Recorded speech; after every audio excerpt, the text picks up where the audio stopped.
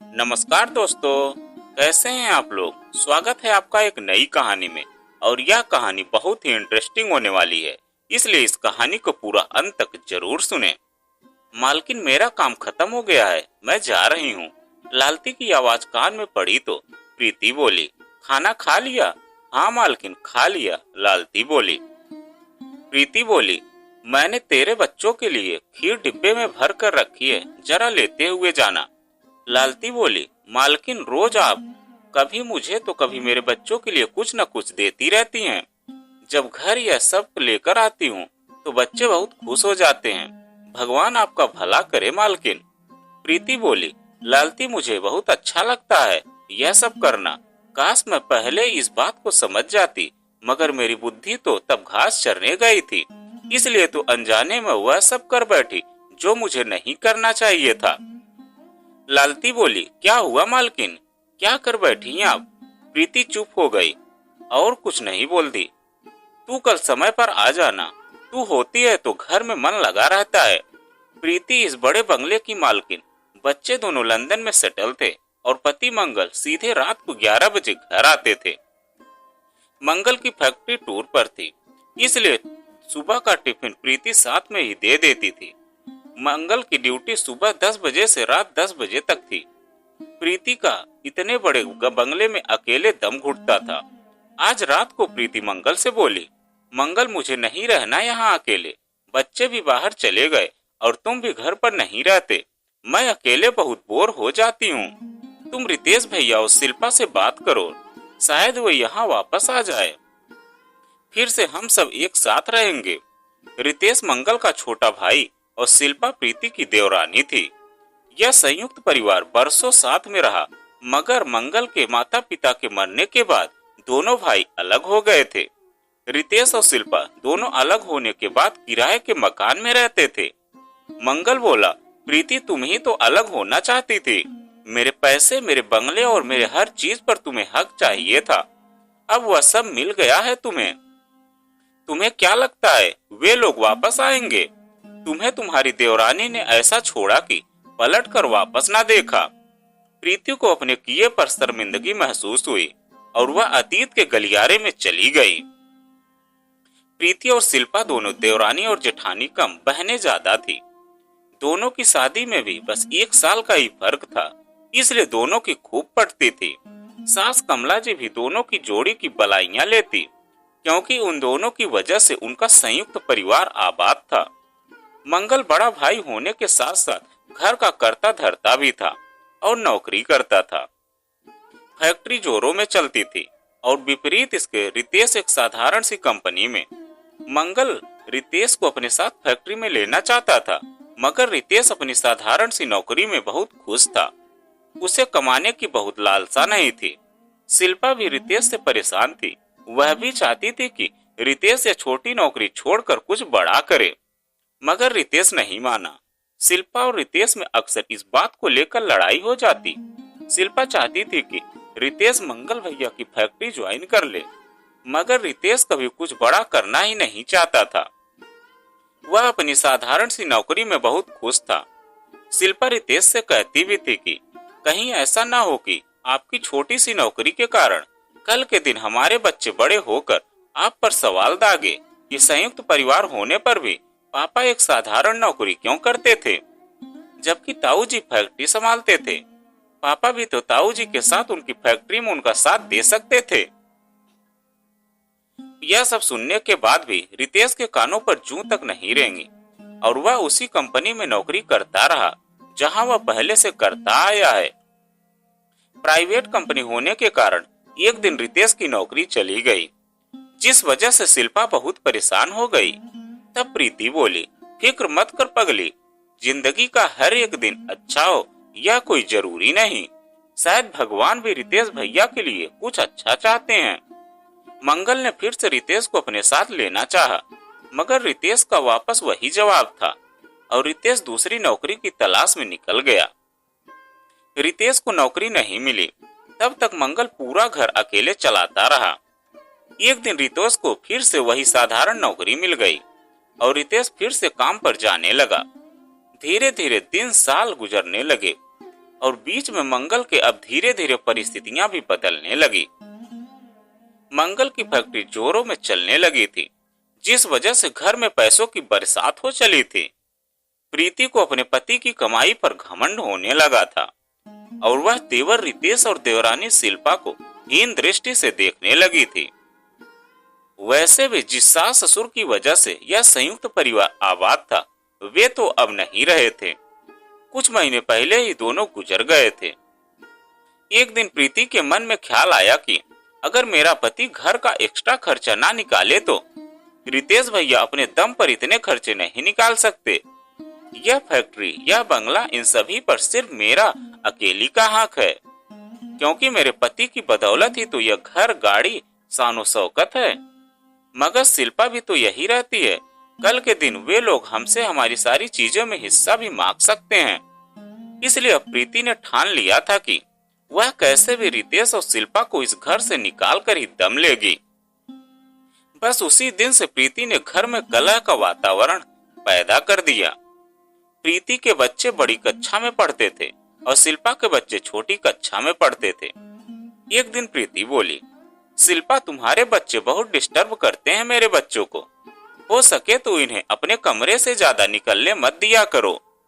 शिल्पा ने भी हामी भर दी और अपने बच्चों को प्रीति भाभी के कमरे के बच्चों में जाने से मना कर देती थी। घर के काम हो, रसोई के काम हो या बाहर के काम, सभी काम प्रीति ने अपने हाथ में ले लिए और हर बात पर अपना शासन चलाना शुरू कर दिया। अब वह हर बात में शिल्पा को सुनाने लगी थी, चाहे वह बिजली का बिल हो या खाने पीने की चीजें हो। प्रीति हर बात में शिल्पा को जताने लगी थी कि उसके पति के पैसों के दम पर नहीं, पर रितेश भैया और शिल्पा जीवन काट रहे हैं, वरना उनकी खुद की कुछ औकात नहीं है। हद तो तब हो गई जब प्रीति आस पड़ोस के लोगों को कहने लगी कि यदि उसका पति घर के खर्चे पूरे ना करे तो उसके देवर और देवरानी के तो खाने के भी लाले पड़ जाएंगे। शिल्पा के कानों तक भी इन बातों की भनक लगी तो उसे बहुत बुरा लगा। वह सोचने लगी, क्या सचमुच यह वही जेठानी है जिसने मुझे कभी अपनी बहन माना था? इंसान पैसे के घमंड में इतना चकनाचूर हो जाता है कि रिश्ते का महत्व भी भूल जाता है। मगर वह कर भी क्या कर सकती थी? उसने तो कई बार रितेश को यह साधारण नौकरी छोड़ने की सलाह दी थी, मगर रितेश नहीं माना था, जिसकी वजह से आज उसे यह सब सुनना पड़ रहा था। शिल्पा को भी धीरे धीरे सब कुछ समझ आ गया। उसने रितेश से बात की और दोनों ने घर से अलग होने का फैसला कर लिया। मंगल रितेश के इस फैसले से खुश नहीं था। वह यह परिवार बिखरने नहीं देना चाहता था। जब उसके भाई को रोकने की कोशिश की तो प्रीति बोली, जिसकी जितनी चादर है उतने ही पांव फैलाने चाहिए। रितेश भैया की साधारण सी नौकरी में भी उन्हें और शिल्पा को बंगले का सुख नसीब हो रहा है। शायद इस बात इन दोनों को समझ आ गई। रितेश और शिल्पा का यह बात सुनकर दिल खट्टा हो गया और दोनों कभी पलटकर इस घर की ओर नहीं देखा। प्रीति जो चाहती थी उससे सब मिल गया और खुश भी हो गई। वह यह सोचकर खुश थी कि अब यह सारी जायदाद, बंगले और पैसे की मालकिन वह अकेली ही है। धीरे धीरे वक्त गुजरता गया और प्रीति के बच्चे विदेश जाकर बस गए और मंगल अपनी फैक्ट्री में और व्यस्त हो गया। अब घर में पूरे दिन कोई नहीं रहता था। वही बंगला जो हमेशा सबके शोरगुल से आबाद था, आज वही बंगला प्रीति को अकेले में काटने दौड़ता है। देवरानी शिल्पा और प्रीति के रिश्ते खट्टे हो चुके थे, इसलिए इतने सालों से बातचीत भी बंद थी। रितेश और शिल्पा जब यह घर छोड़कर गए थे तो वह एक किराए के छोटे से मकान में रहने लगे थे। मंगल ने भाई की मदद करनी चाहिए थी, मगर स्वाभिमानी रितेश और शिल्पा ने खुद मना कर दिया था कि उन्हें 1 रुपया भी नहीं चाहिए। वे लोग अपने दम पर जी लेंगे। अच्छी कंपनी में जॉब पर लग गया था। इस तरह दोनों मेहनत मजदूरी करके अपना और अपने बच्चों का खर्चा निकाल लेते थे। शिल्पा घर पर पापड़ बनाकर बेचने का काम करने लगी थी और रितेश भी प्रीति के आसपास पड़ोस भी जो शिल्पा से भी बातचीत करते थे, वे लोग प्रीति को रितेश और शिल्पा की खबर दे दिया करते थे। प्रीति और शिल्पा जब से अलग हुए थे तब से उनके बीच बातचीत एकदम से बंद थी। मगर आज प्रीति ने इतने सालों बाद सोचा कि क्यों न वह रितेश और शिल्पा से फोन करके बात करे और उन्हें वापस यहाँ रहने बुलाए।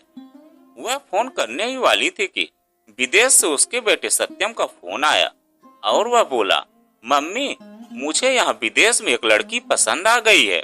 उसका नाम एलिसा है और मैं उससे शादी करना चाहता हूँ। प्रीति बोली, बेटा तू जब भारत आएगा तब हम आराम से बात करेंगे। इतने बड़े फैसले फोन पर नहीं लिए जाते हैं। सत्यम बोला, मम्मी मैं भारत आना नहीं चाहता, इसलिए तो आपको यह बात फोन पर भी बता रहा हूँ। 1 महीने बाद मैं और एलिसा शादी करने वाले हैं। आप पापा को बता दीजिएगा। बस यही बताने को फोन किया था। और यह कहकर सत्यम ने फोन काट दिया। प्रीति को यह खबर सुनकर बेचैन हो उठी। उसने तुरंत मंगल को फोन करके सब बताया। मंगल बोला, प्रीति बच्चों को विदेश भेजने का फैसला भी तो तुम्हारा ही था। मैंने तो तब भी मना किया था कि हमारा भारत भी एजुकेशन के मामले में कुछ कम नहीं है, मगर तुम कहाँ माने थे। तुमने कहा था हमारे पास इतना पैसा है, हमें हमारे बच्चों को विदेश भेजना चाहिए। तुम दुनिया वालों को दिखाना चाहती थी कि तुम्हारा पति इतने पैसे कमाता है, तुम्हारे पास इतना पैसा है कि तुम्हारे बच्चे विदेश में पढ़ते हैं। इन सब बातों की सजा भुगतने का समय आ गया है। प्रीति फोन रखकर खूब रोने लगी और सोचने लगी कि क्यों पैसे के नशे ने उसे अंधा बना दिया था, क्यों वह रिश्तों को समझ नहीं पाई। आज शायद इसलिए ही अकेली पड़ गई थी, कोई भी तो उसका साथ नहीं दे रहा था। प्रीति ने विदेश में रह रही बेटी रिया को फोन किया और कहने लगी, रिया तुम कब आ रही हो। रिया अपने फ्रेंड्स के साथ पार्टी में बिजी थी। वह बोली, मम्मी अभी डिस्टर्ब मत करो प्लीज। और रही बात वहां आने की, तो मम्मी एक बार जो विदेश में बस जाते हैं वे लोग वापस भारत में नहीं बस पाते हैं। प्रीति बोली, रिया मुझे तुम सबकी बहुत याद आ रही है। रिया बोली, मम्मी इमोशनल फूल मत बनो प्लीज। चलो बाय, मुझे पार्टी एंजॉय करने दो। प्रीति ने कैसे अपने ही पैरों पर कुल्हाड़ी मारी थी। उसे आज बात समझ में आ रही थी।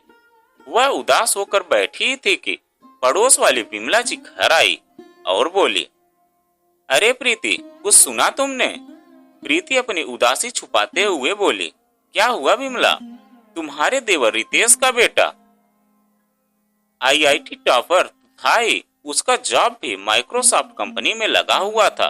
अब तो उसने तुम्हारे जैसा या यूं कहो तुमसे भी अच्छा बंगला खरीद लिया है। ऐसा है, मैं आज सुबह उन्हीं के घर गई थी। चारों बहुत खुश थे। अब उनकी गरीबी दूर हो गई। शिल्पा को दोनों बच्चे बहुत होशियार निकले, इतने होशियार कि माँ बाप शिल्पा के बच्चों में संस्कार भी कूट कूट कर भरे हैं। धन्य है ऐसे माँ बाप जो बच्चों को इतनी अच्छी परवरिश देते हैं। बिमला, प्रीति एक अक्षर ना बोल पाई और सोचने लगी, हाँ सच ही तो कह रही है। जिन बच्चों ने अपने माता पिता को इतनी मेहनत करते देखा और जिन बच्चों के खेलने कूदने की उम्र में उन्हें चीजों को तरसना पड़ा होगा, वह बच्चे होशियार निकले। और जिन बच्चों ने यहाँ सिर्फ ऐशो आराम और पैसा देखा, वे लोग अब विदेश से वापस भी नहीं आना चाहते। प्रीति आज अपने आप को बहुत अकेला महसूस कर रही थी और उसे अपने किए की कीमत इस तरह चुकानी पड़ेगी, उसने कभी यह सपने में भी नहीं सोचा था। प्रीति को अपने किए पर पश्चाताप था। कभी कभी प्रीति कामवाली बाई लालती से बात कर लेती थी और कहती थी, लालती कभी भी जमीन जायदाद के चक्कर में अपनों को मत छोड़ना, क्योंकि अपनों से ही घर आबाद होता है। तो दोस्तों, देवरानी जेठानी में अक्सर यह बात देखने को मिल जाती है कि अगर एक के पास पैसा ज्यादा हो तो वह अपनी अकड़बाजी दिखाने में नहीं चूकती। मगर लक्ष्मी जी तो चंचल है। आज अगर उसके पास है तो कल के दिन किसी और के पास भी हो सकती हैं। वह यह भूल जाती है। कभी कभी लोग जमीन जायदाद और पैसों के लालच में आकर अपनों से ही रिश्ता तोड़ देते हैं, मगर कभी न कभी उन्हें इस बातों का खामियाजा भुगतना पड़ता है। इसलिए हमें कभी भी अपने धन दौलत पर घमंड नहीं करना चाहिए। तो दोस्तों, यह कहानी आपको कैसी लगी कमेंट में लिखकर जरूर बताइएगा। अगर आप हमारे चैनल पर नए हैं तो प्लीज चैनल को सब्सक्राइब कीजिएगा और वीडियो को एक लाइक कीजिएगा।